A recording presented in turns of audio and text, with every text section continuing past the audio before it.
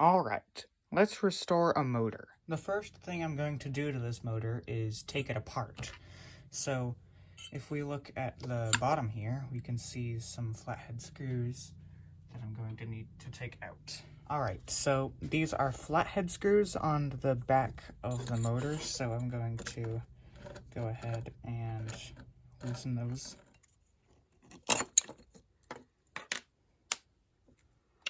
And the thrust washer came off on this one. So these little metal brackets can come off. Set those aside. And I can also take the end bells off. There you can see the rotor. This is a really old motor, so this rotor looks kind of funny.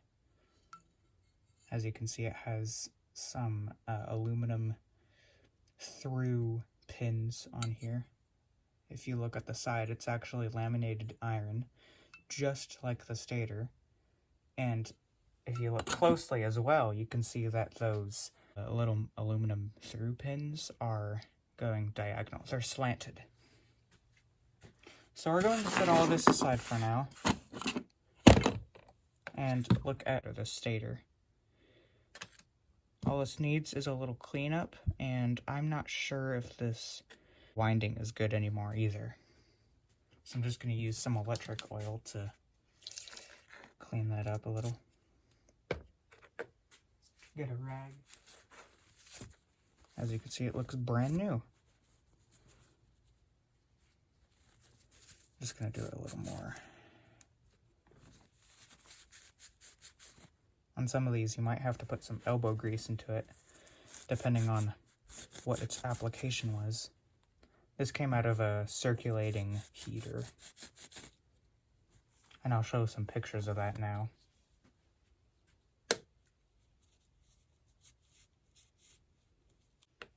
Alright, I'll be right back with a multimeter. Right, I have a multimeter here.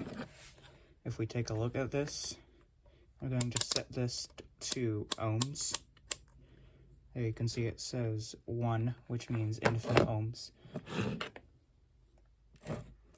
And if we, these are the two clips right here.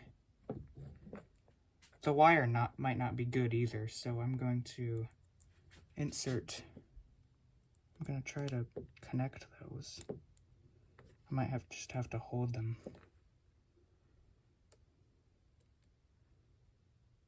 As you can see, I think it shows a short circuit. Let me set that differently.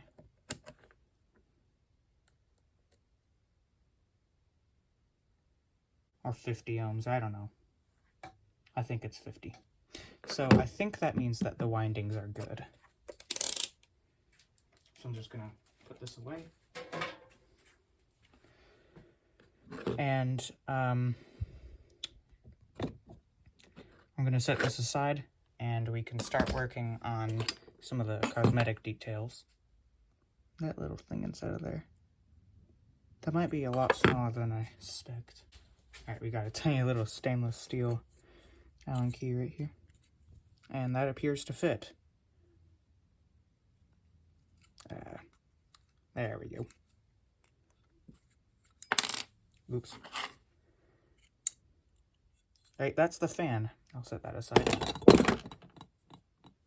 And just getting some of the dust off of there. We also have some oiling holes, which is pretty neat. As you can see, the back one came off fairly easily. These are the bolts. And I think we should be good to go. I'm gonna put some oil inside of these and then reassemble.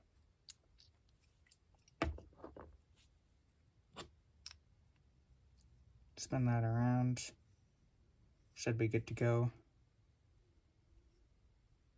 Look at that. That's what you want. Beautiful. I'm gonna clean this fan up a little bit too. Grabbing my rag. just kind of rubbing some of that dust off. Rubbing the boss off. That's nice and clean.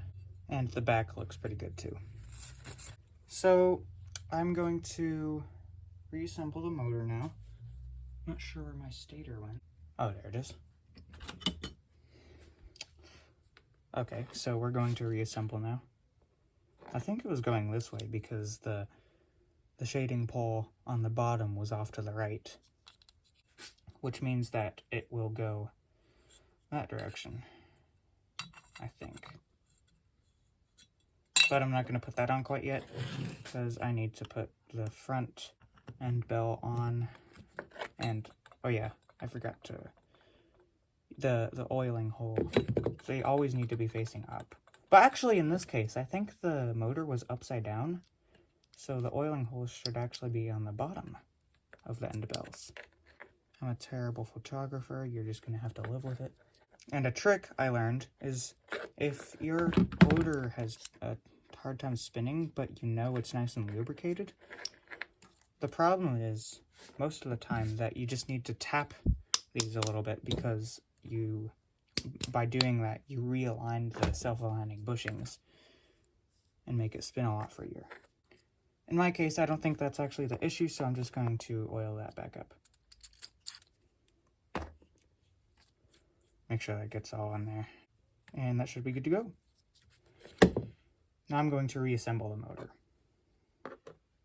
And if you remember correctly, how it went was we had the bolt going in the back of the end bell. It went through the stator, through the front end bell. First you put on this bolt, and then you put on the bushing, and then you put on the bracket, and then the final nut. And then I can put that on.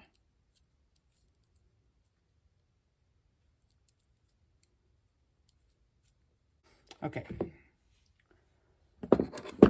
So I'll do the same thing on the other side. Alright, now that that's all tightened up, I'm going to get a pair of pliers so I can tighten these up a little bit further. I don't think the bolts on the other end are spinning, so that's nothing to worry about. And as you can see, flipping it around here, tighten the one on the other side. I'm actually going to hold the bottom with the pliers here and do that. A little bit shaky.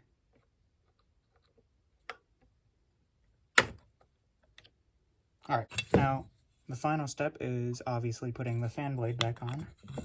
One of the most important parts. As you can see, that does spin freely, and the reason is I need to tighten the set screw on the boss inside of there. So I'm gonna do that.